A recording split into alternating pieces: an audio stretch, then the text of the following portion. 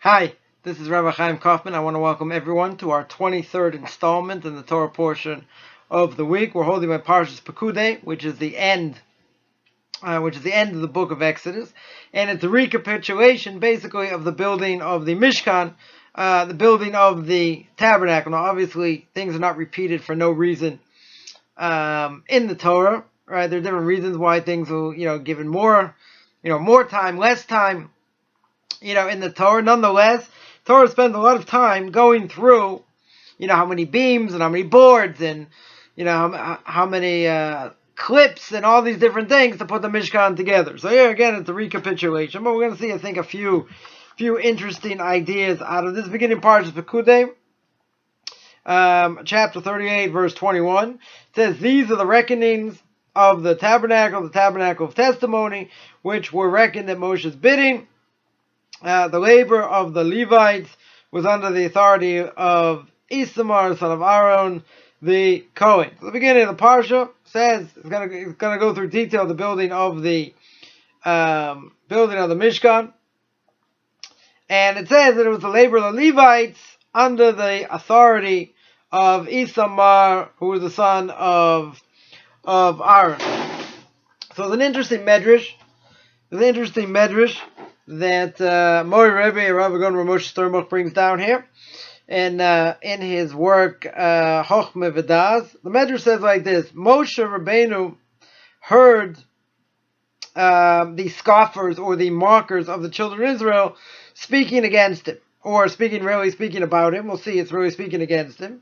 And they said, look at the son of Amram, right? That's how Moshe Rabbeinu was called. Right, he was the son of Amram, Moshe ben Amram.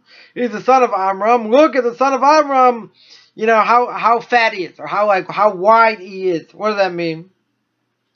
That his friend will say, well, Moshe Rabbeinu was in charge of the Mishkan, and he gave all the instructions, what to build and how to build it, etc., and how much gold and silver was going to go into it. And what happens? So he says his friend will say, he's in charge of all this. And they'll say, well, it's no wonder that Moshe is rich. Right? He's in charge of the Mishkan. You got all these, rubies and diamonds. Well, that was actually used for the Kohen. But you had gold and silver and plenty of things that we used for the building of the Mishkan. So it would make sense. He's saying build it like this and like this, and at the end he's going to become rich. So they accuse him, or seemingly accuse him, of taking that which wasn't his. So then Moshe Rabbeinu said, okay, let's take an accounting. Let's see all the things, all the boards and all the all the beams and everything else that are going to go into the building of the Mishkan.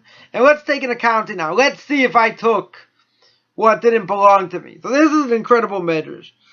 It's an incredible medrash because you imagine Moshe Rabbeinu is doing everything because God told him to do it. Right? He's not allowed to add or subtract to anything that the Torah says. Otherwise it goes against what God said. Because God put him in charge. And if God put him in charge and gave his stamp of approval on what Moshe says, he can't contradict. He can't contradict something God said. He can't add or subtract. Moshe, as we mentioned a number of times, Moshe is a scribe. That's it. He's a scribe. It's one of the 13 principles of faith of Maimonides. He's a scribe, can't add or change anything to the Torah. So Rebbe here points out, you see from the Medrash that what? You see from the Medrash how great the hatred is to Talmidei Chachamim. How much the hatred is to rabbinic scholars. That they could even accuse Moshe himself of taking money that wasn't his.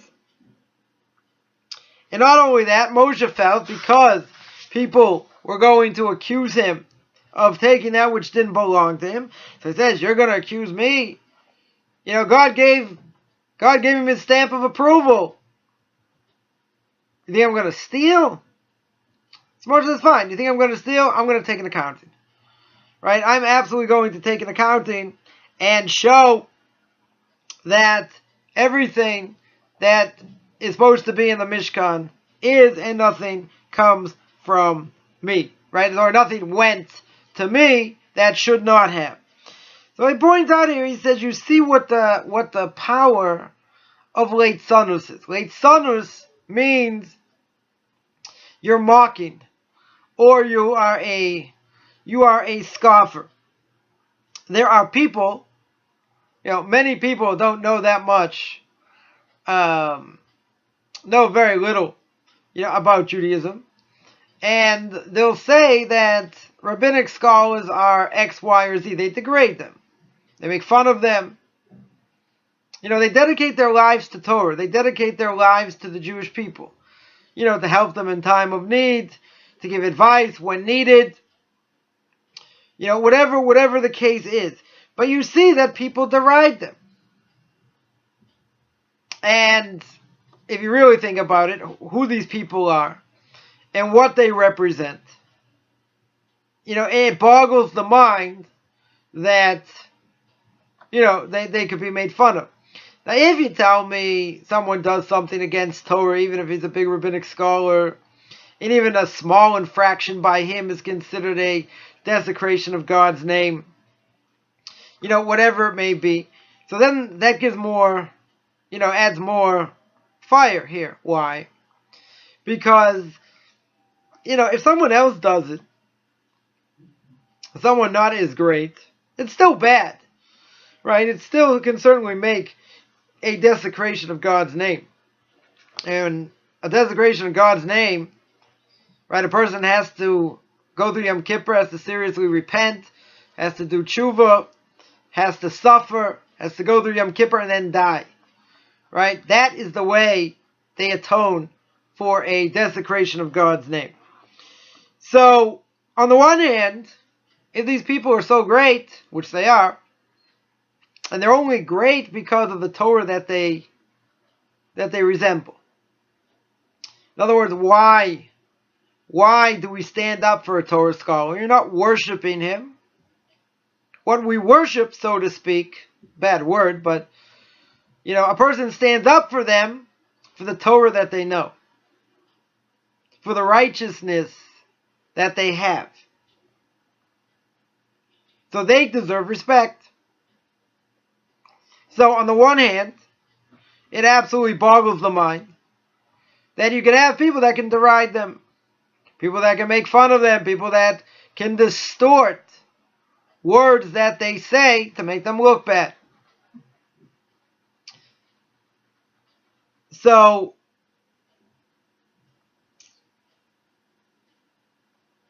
we can think of this in a number of ways. Why would someone go, not even to great lengths, but would do something to make fun of them? It's always said that if someone makes fun of somebody else, whatever they make fun of them in must mean that they're lacking something in that area themselves. In other words, a person's not going to make fun of someone else and something he has no connection to. If he's got a connection to it, for better, for worse, whatever the case is, they're going to say something to make fun of somebody else, but in reality they have an issue with that particular thing. Right? It's something that affects them greatly. So they'll make fun of someone else. So we can understand why that happens. When it comes to, let's say, speaking badly against someone else, why does someone do it? You don't get benefit. There's no physical benefit you get. Even if a person says, I'd say it right in front of his face, it's not going to cause him damage. Right? I'm not, taking away his livelihood. I'm not, taking him to the authorities. I'm not lying and this, that. Even if it's true, why does the person do it? Why does the person do it? Because the reality is you don't get benefit. What benefit? What physical benefit do I get? Or does a person get if they make fun of someone else? They don't get any personal benefit, any physical benefit. The personal benefit, maybe, even though it's already called a benefit, is if I make fun of somebody else, it means I make myself look better. Right? The more we put down other people, even if it's legit what you're saying, right? Other people say, oh, look, yeah, it's true. Makes a good point, right? So what you're doing is you're making yourself look better in the eyes of others. So you're walking over someone else to make yourself look better, right? That's forbidden. Even if what you said is true. Even if there are other conditions met or whatever, the essence of what you're doing is making yourself look better by knocking someone else down. If you tell me it's a regular person, your normal everyday Joe, okay? Maybe that's the norm. That's what a lot of people do. But what about somebody, who's great in spiritual things? And has learned a lot of Torah. And has helped a lot of people. I want to say, well, I'm going to make them look bad and knock them down to make myself look good. Now that may be true. Why? Because if we find a flaw, no matter how minor, in an average person, all the more so someone who's great. If you find the flaw in that person, let's say in spiritual terms, then the person says, oh, look, this person does X, Y, or Z, and they're supposed to really be following the Torah. So if they do that and I don't do that, that makes me look good. Not only does it make me look good, it means I don't have to keep the Torah. Because this person who's supposed to keep the Torah doesn't. Why do I have to keep it? That's one aspect of the desecration of God's name, of a chilul Hashem. Why? Because if someone learns from someone else's bad actions, right, and has influence over them, that's according to some, that's called the desecration of God's name. So a person has to be careful. Even if someone's not holding at such a high level. An Orthodox Jew represents the Torah. They're ambassadors to the Torah, whether they like it or not. At the end of the day,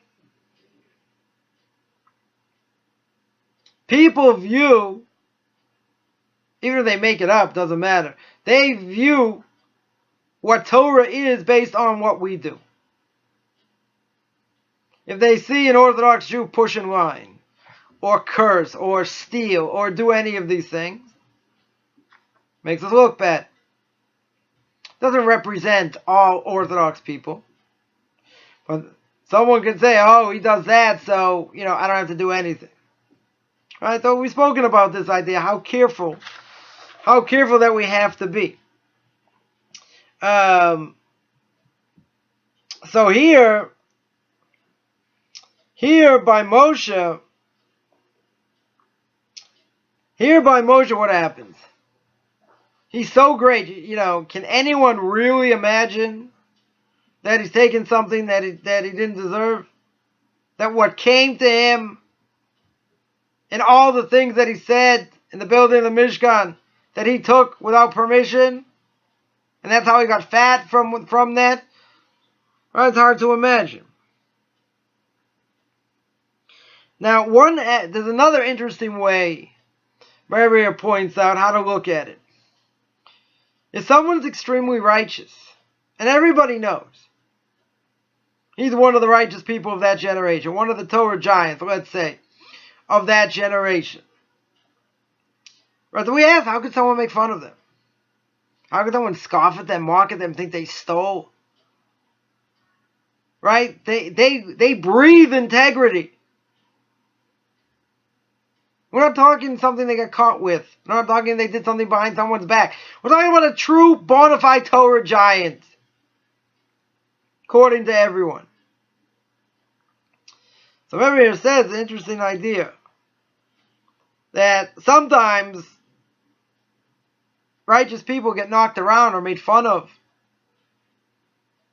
Why? He says to purify them even more, to make them holier. Doesn't mean that there's any legitimacy to what the person says. It could be, even if someone talks about them, disparages them, puts them on a higher level, right? Makes them holier. Now that's obvious in the following case. So you take a righteous person, someone makes fun of him, someone scoffs, etc. And the person doesn't flinch. Doesn't bother him. You know what they say, sticks and stones, right? Who cares? So what? So let the person talk. Let him go eat kugel, right? Does it really matter what this person says? No. Doesn't affect him. Because the reality is he's so humble, he's not going to worry about it. And therefore, even if someone does this, or a group does this, or whatever the case is, and they don't flinch, how much more they're going to enjoy the next world. How much benefit they're going to get. Let's take it on the other side. What if they complain? This person's making fun of me. This group is doing this. They're coming out against me. Making me look bad. They have a right to complain. Right? If someone was doing that to us, of course we complain. Why is the person saying it? Why is he doing it? I don't deserve this. But you see, nothing happens in this world without being decreed from above. So obviously you deserve it at some level. But if someone's truly righteous, you can say, well, what does he deserve it for? So one possible answer is, it purifies them even more because it doesn't say anything back. Doesn't even complain. Just goes about doing their business. It's a very high level. Because a lot of times what people do is when something's said or something's done, they react before they think about what they're going to say. It's human nature. How many times, in a person's life, do they have regret for things that they said? Now, they could have been legit what they said, for whatever this other person did to them. But at the end of the day, a lot of times people say, oh, I wish I didn't say it. I wish I held back. Because once it comes out, you can't take it back. You can apologize, whatever, but you can't take it back. There's no way to bring it back. So, here in this case, you can take a righteous person and have a whole smear campaign, against them for whatever reason. The trial in that is the person doesn't say anything, doesn't get angry, moves on. That's greatness. Because every other normal person would just, explode. They certainly may have a right to do it, because of what this other person or people are saying against them. But here's someone who's so humble, say, oh good, let him talk. Talk. Who cares? Sticks and stones won't affect me. So 2 things we learn out. First thing we learn out is the greatness of a person and how humble they can be. They can be at an extremely high spiritual level, where if someone does something against them, they just go, they flick it. Doesn't affect them. No connection to what was just said. Tell you what, a story. since I mentioned my Rebbe's name, I'll tell a story that he exemplifies this. A couple years ago, the whole thing about some supposedly Beit Shemesh, they found apartment buildings, and supposedly they found bones underneath. So you find bones, you can't dig there. So there's a whole discussion about it, whether they're Jewish bones, they weren't Jewish bones, right? Because non-Jewish bones don't cause any impurity, so a Kohen could walk there. If they're Jewish bones, it's a problem. But they didn't really find any. There's a whole discussion. There's a whole thing there. So everybody held it was fine. Wasn't a problem. He claimed they never found anything. And if they would have found something, it wasn't the same way a Jewish, if they were going to bury them in a Jewish way, then it would have been the Jewish way of burial. Right? Just the way the whole thing was set up. So others thought, no. And there's a whole smear campaign. There's a whole smear campaign against. So during this whole thing, what was going on, and it was like, very hot and heavy, so to speak. So I asked him about what this whole thing was about. What was his opinion? What was the other side? And when things were written and posters put up, it was horrible. Some of the things that were being said, all in the name of Torah. Right? You can disagree in Torah. It doesn't give you a right to smear a Torah giant.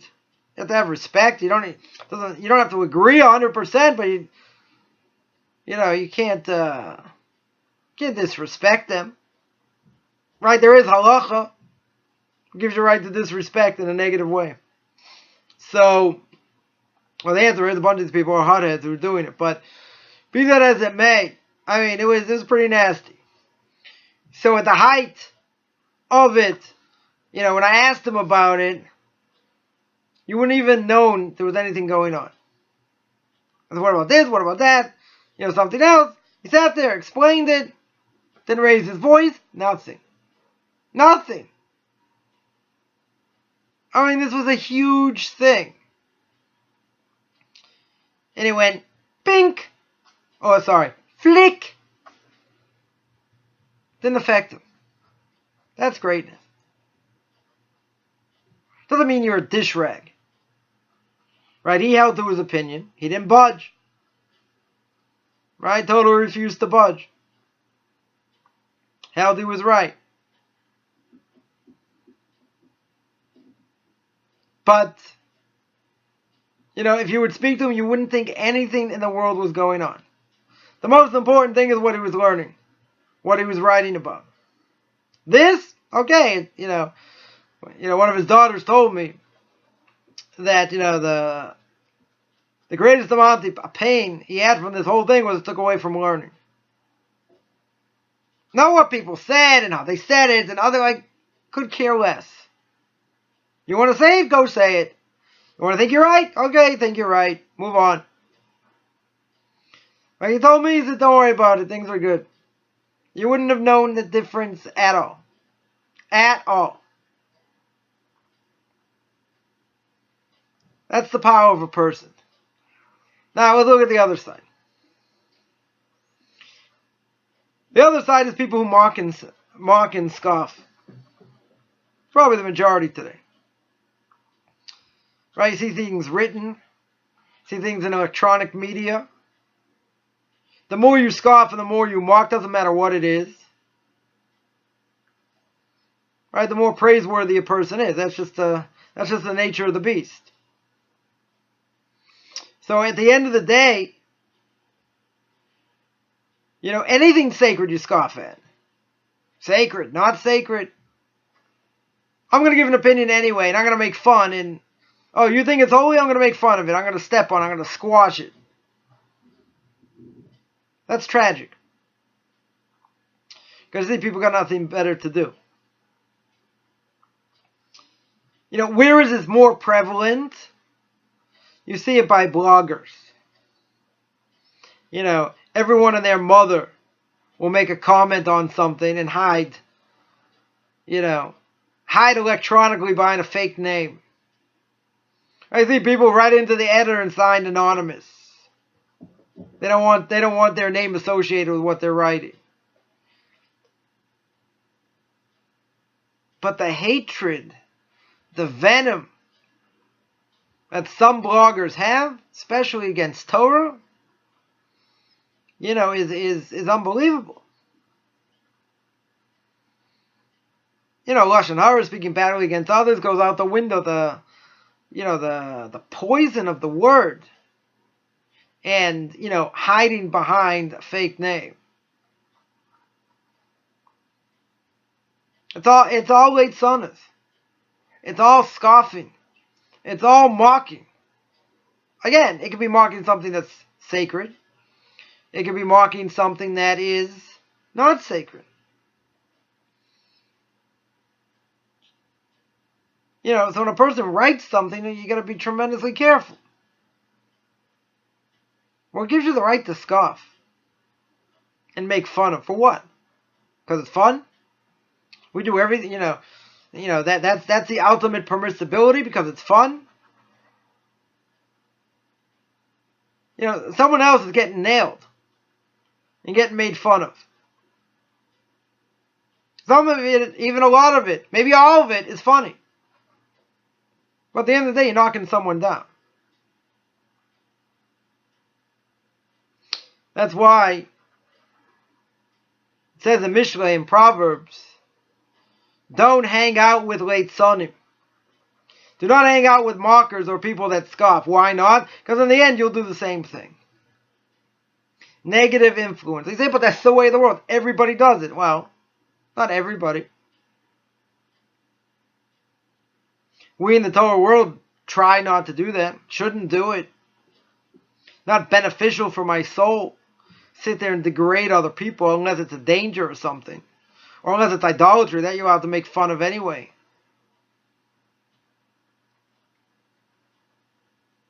But at the same time, there has to be a purpose behind what you're doing.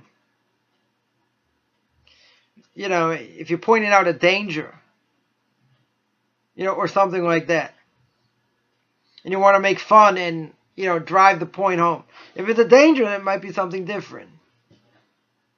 Right? But to scoff for the sake of scoffing, that's a problem. We have to always think, and we don't do this most of the time. We always have to think, and what I am doing, is it a good thing or is it a bad thing?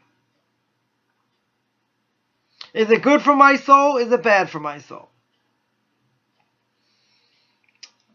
I made a number of points on this topic this week in one of my classes. Let's give one example because I could go on forever. And, my computer memory is going to will go ballistic if I continue. If I let it go. Someone told me a story many years ago about Hanukkah.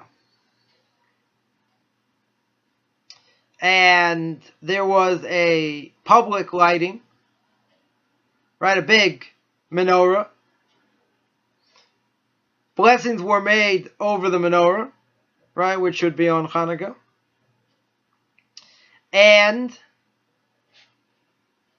forget about separation church and state. It was done in a parking lot. Let's rephrase that. It was done in the parking lot of a hockey rink. So you're going to say, what's so bad about that? Well, again, if there's no problem with church and state, I can think of a million places to light a big menorah, get people to come and have a whole event.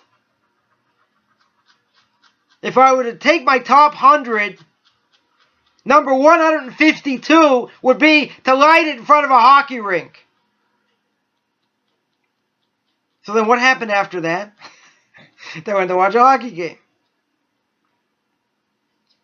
So I broke this down a little bit. Yeah, I made fun, but for a purpose. And the purpose is, what was Hanukkah about? Hanukkah was about getting the Greeks out of the land. They defiled the temple. The Maccabees came, knocked them out miraculously, and there was this oil. But see, we live in a Greek world. There are many things that are left from the Greeks.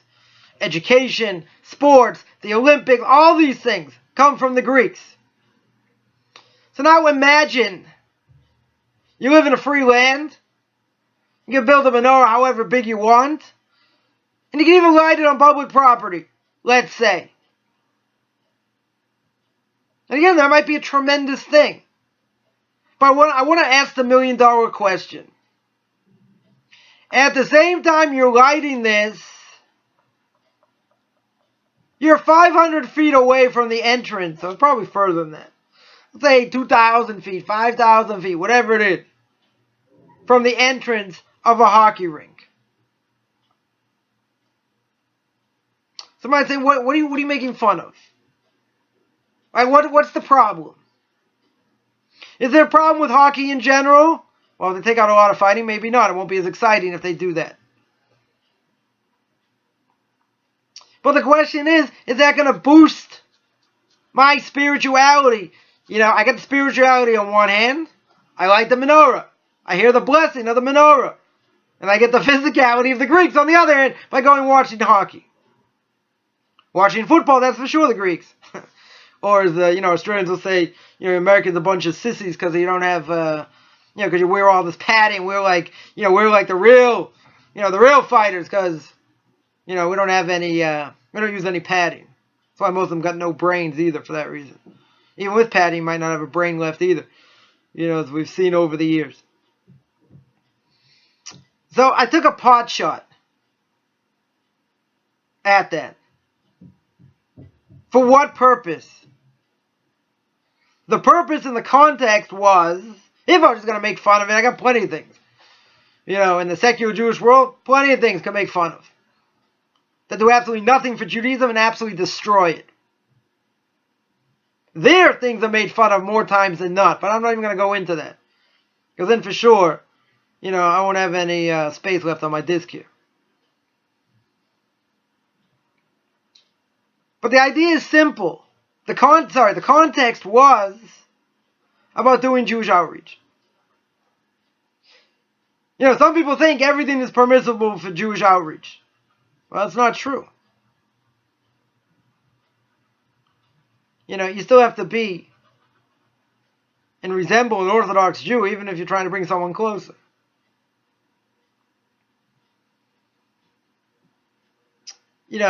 I'm going to do what they do so I can draw them closer. That makes, that hurts me, spiritually speaking. So at the end of the day, the purpose was that for Jewish outreach, not everything is permissible. In this case, it's a contradiction in terms. In this case, you're doing something spiritual, you're lighting the candle. Right? You're lighting the candles. Now you're going to do something, that represents the Greeks. Goes like this. It's a contradiction. Doesn't make any sense. Find a different way to bring them closer. Don't take them to a hockey game after you light the menorah. That was the point. Just to say and make fun of it for no purpose, then that's a problem. Then you're no better than them. You're just scoffing at something that you just think is stupid. And it's bad for Judaism, which it may be. I can think of 1,000 examples, which I won't. Then we'll have some fun, but that's not the point here. Right? I'm always fond of saying there's a 614th commandment. The 614th commandment is don't be stupid. But I came up with a new one. After all these years giving these classes, I came up actually with a new one. You ready for the novelty? Drum roll. What's the novelty? There's a 615th commandment. You know what that is? Don't be an absolute moron. I know, spoiler alert, sorry.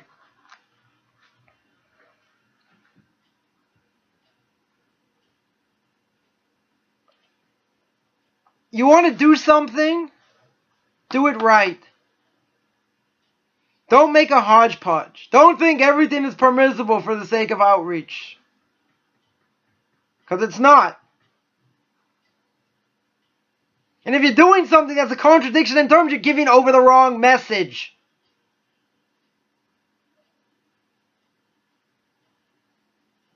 That was the attack.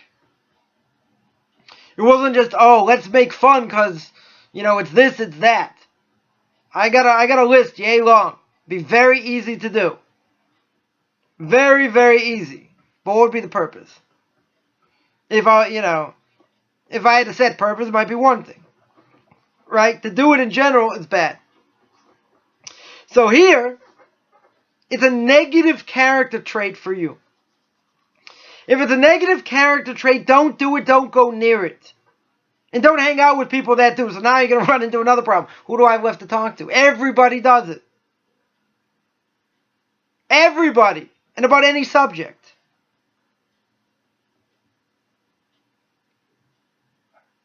You do it about something secular. It's still bad. Definitely still bad. You do it of something that is sacred. And you make fun. Like someone once told me many years ago, just one example. Like someone said that, obviously this is a Jew talking, if I breathe on your food doesn't mean it's not kosher. So now it's time, get out your Louisville Slugger. Right? A person makes a comment like that, that's what they deserve. Again, I'm not that violent of a person, but it's annoying. Why did someone make such a statement? You want to know why? Because they want to make fun. Because they want to think, oh, there's nothing to it, it doesn't mean anything, it's all cooties. It's all make-believe. It's abracadabra, it's all fantasy. Well, guess what? It's not. You make fun of something sacred? For what purpose? Because it's sacred. Because you want to show it has no power. You want to show it's nothingness and it's just stupid. So you scoff at it. What does that do? Well, first of all, it makes someone feel bad. We can say, oh, don't be so sensitive. Someone makes a comment like that, right? I'll let the audience at large think about it. What in the world are you supposed to say? So I'll tell you what I said. When the person made the comment, I said, no, the food is kosher, so now it has bad breath on it. That's the answer. I think that's a good answer. Anyone ever in that situation, don't even have to quote me. You can say that yourself. Someone makes a stupid comment. Good, so you make a stupid comment back. Just shut him up. Gives him a right to say such a thing. You're going to say, Rabbi, that's the way of the world. You're right. That's the way of the world. Gives you a right to say whatever you want. Gives you a right to degrade what someone else thinks is important. Just because the whole world does it doesn't mean it's right. And these type of people you hang out with, it's going to affect you. Right? King Solomon says in Proverbs, it will affect you. So then you come back and you say, Rabbi, what am I supposed to do? Find other friends. Better to be alone. Better people think you're a fruitcake in this world. Right? Trust me, I've been called a lot worse. It's okay. Got big shoulders. Not that big, but big enough. That's because of all the steroids. Anyway, be that as it may. What do you need it for? If it's family, can't get around it, most people have that issue. It's pathetic. It's fine. You have to deal with people. You deal with them. You move on.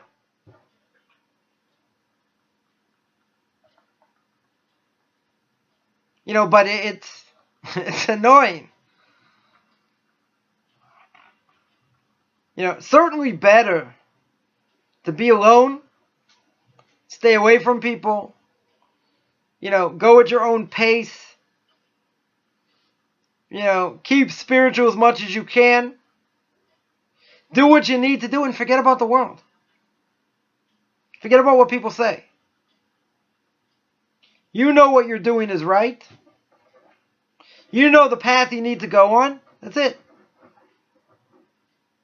You're going to answer back, what's the point? It's also true. You're not going to get anywhere. Because they're going to have more of an influence on you than you're going to have on them. Sometimes, though, you have to know when. But sometimes, there's a mitzvah to stick up for Torah as well. Even if it's not going to be listened to. So there's one other idea I just wanted to mention quickly here. The Torah here says, also chapter 38, verse 27. In verse 27, it says, the 100 talents of silver were to cast the sockets of the sanctuary, the sockets of the partition, 100 sockets for 100 talents, talent per socket. Right, they're talking about the sockets and the 100 talents of silver. So, my Rebbe here also points out the numbers were exact, right? How much they were supposed to give, not more, not less. So, the point is that they're all the same, right? It was made out of silver, had these amount of talents, right? Silver talents, etc. So, my Rebbe then mentioned the name of his Rebbe, Rav Moshe Schneider, Zecher Tzadik Livrocha. May his name be blessed. And he said that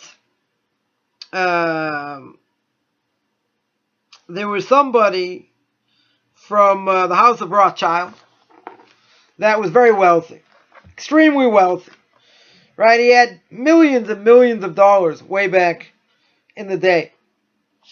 When he was sick, he wrote a letter. He wrote a letter to the Chofetz Chaim. And in the letter, he said, I'm going to give 1,000,000 marks, which is like a huge amount of money, to the yeshivas in Russia. Yeshivas in Russia at that time, people were starving. Right? They had no money. So he said, I'm going to leave this money for the yeshivas. And he promised that he'd get a big portion of the world to come. Right? The Chofetz Chaim promised, you help out the yeshivas, that's going to help you in the next world. So the Chofetz Chaim spoke to him, and he was sure, 100%, that this was going to help, and this was going to save the yeshivas. But what happened? Sons in his family after Rothschild died, they weren't so eager. Right? The Chofetz Chaim wrote this letter to Rothschild. The sons intercepted the letter. The sons intercepted it, and they didn't show it to his father. His father died. The Chofetz Chaim heard that his father died, and he was waiting to find out what's going to be. And all this money is going to be donated to the yeshivas. So they know what to do because they don't want to upset the Chofetz Chaim. But what happened was that the Chofetz Chaim felt something was wrong because he didn't hear anything. And he understood. That the money wasn't coming. So, what had happened? What had happened was that the sons knew they were going to inherit the father, and they had no interest in putting the money, giving this money to the yeshivas. They had absolutely no interest. They took the letter and they hid it from him. So, the Chofetz Chaim said when he understood that the money wasn't coming, the Chofetz Chaim said to his family, there are many thoughts in the heart of a person. Right? A lot of thoughts he wants to do, etc. Right? Things they want to do, accomplish. And the advice of God is always established. In other words, whatever we think we want to do or should be done, if God wants it or wills it, good. It'll get done. If He doesn't will it, ain't going to happen. So, the Chofetz Chaim said, it's obvious. It's obvious God didn't want the Torah in Russia to keep going through the 1,000,000 of marks from this one Rothschild. What's more important? Imagine, one person could have sustained all these yeshivas for years. A ton of money. So Rabbi Chaim said, obviously it's more impressive to God that people would have to go collecting money from the entire Jewish people and go door to door trying to raise money than to have it in the hand of one person who could have saved, the entire, all these yeshivas. That was it. That's what the Rabbi Chaim said. Rabbi Chaim was quiet. Why do I bring this out? Such an incredible story. The reason it's an incredible story is the following. Some people have the merit to help others. And some people, even if they have the merit to help, they don't. But see, the bottom line is, we have free will. We can make decisions as much as we want. Or we can think about doing things. But you know what? As much as we think about doing things, doesn't mean it's going to get done. Right? As my Rebbe here points out, Rabos machshavos b'leiv ish. There are a lot of thoughts in the hearts of a person. Doesn't mean it's going to come to fruition. You have to work at it. You have to struggle. Still doesn't mean it's going to come out to fruition unless you get that big stamp, that big godly stamp. Boom, boom, boom. And he says, okay, I'm going to let it go. And it goes. Because guess what? You can stand on your head till you're blue in the face. Ain't going to do diddly squat. Because God doesn't want it to happen. So here, he wrote this letter. He said, the yeshivas could have been saved through one person. And the letter got intercepted. And his sons are like, what? We're going to take 1 million marks? Give it to the yeshivas? Oh no. I got buildings to build. I got jacuzzis to have. I got plenty of other things. They're not going to the yeshivas. And it didn't. They didn't get the merit. They didn't get the merit. They could have done it. They didn't want it. God didn't stop him. Right? God allowed him to do it. So you might say, but why didn't he let him save the yeshivas? Why not give him the merit? It would have been a merit for his entire family to give such a gift. The merit in the next world, what it would have been? Inconceivable. God says, I'm not giving him the merit. He doesn't deserve the merit. For whatever reason. Again, I'm not God. I didn't play him on TV. For whatever reason, he doesn't do it. He doesn't allow him to do it. Well, guess what? In this case, going from door to door, getting coin by coin to help the yeshivas, that was obviously much more impressive to God. Now, why that is, and why God wanted it that way, that's his choice. Right? We're not getting any answers here. Right? So, spoiler alert. There is no spoiler alert. We don't know. Vice does, you have to say that in this case, God said, no. I'm not giving him the merit, and I'm not going to allow him to do it, and I'm going to intercept it. So we learn out from here, as much as we want things to be done in a certain way, or whatever it is, if it's not willed by God, it's not going to happen. If it happens, it's not based on your own merit. It's only based on the fact that, you wanted to do it, and God says, okay, I'll allow it to happen. If God says no, it's no. Won't happen. Why? God is infinite. We don't know why. Why he allows things, why he doesn't allow things, we don't know.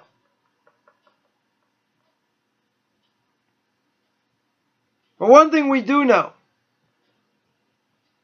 is that no matter what we do, even if it looks like we have so much free will, it's only going to be established if God wants it. And if he doesn't want to be established, that's the way it goes. So we end this week. We finished the book of Exodus, so now we got 2 books in the books, so to speak. Right, we finished the book of Genesis, finished the book of Exodus. Right, we're going to start next week the book of Leviticus, and actually next week is going to be Parshas Zachor. Right, it'll be the Shabbos before Purim, so we'll speak about that probably a little bit. Then we'll have something on Purim also coming up some point, because Purim is going to be a little less than 2 weeks. So I just want to tell everyone I also give conversion classes and Noahide classes, and I started actually a new class as well on the book Derech Hashem, which is actually going to be starting this Tuesday night, 9 p.m. Eastern Time, on the book Derech Hashem, The Way of God by the Ramchal, Rabbi Chaim Coffman. Talks about belief in God. God created the world, purpose of man, prophecy, divine providence, what the purpose of the Yetzer Hara is, the evil inclination, souls. There's a tremendous work. We're going to give a class once a week on that. People can take a look at my Facebook fan page, Beyond Orthodox Conversion to Judaism, also Beyond Noahides. Also, you take a look at my blog, rabbichaimcoffman.blogspot.com, rabbichaimcoffman.blogspot.com, and don't forget, anyone interested in that class for Derech Hashem should contact me via Facebook. You can message me there, or you can send me an email at rabbichaimcoffman@gmail.com. Everyone have a great Shabbos.